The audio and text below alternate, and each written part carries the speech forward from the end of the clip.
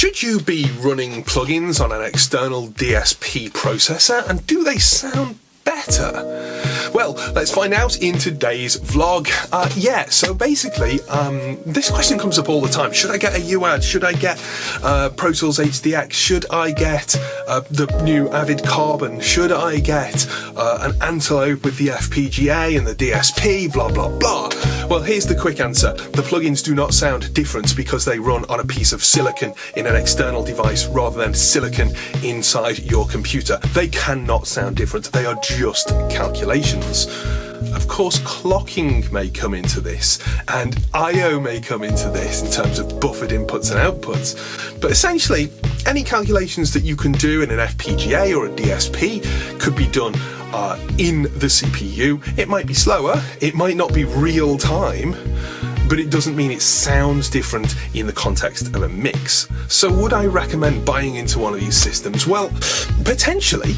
I've got, at the moment, I've got the Yamaha, which has all sorts of effects built in. It's essentially a digital mixer built into the interface. I've had the Antelope stuff. I really like that.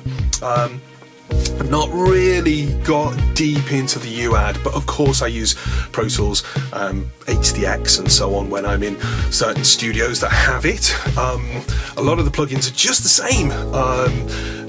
But they just run with zero CPU load or close to zero CPU load, because it's essentially a digital mixer doing its own thing that then doesn't take load off the CPU. Anyone who remembers what this is, a Duende, this is a CPU offloader essentially. It's a DSP from SSL that you can connect up to your computer and you can run plugins on it. And it's a few years old, as you can see, because it has Firewire interface. So this is effectively useless these days. Yes, I could get some kind of converters. Yes, I could try and hack the software and meddle with it and run some kind of virtual machines to let it run on my modern version of Mac OS. But still, the overhead of actually doing that is probably more than the overhead of the number of plugins that I can run on this little Duende. So, if I wanted to have a modern system, that's effectively dead. So you're always at the mercy of the changing environment of tech.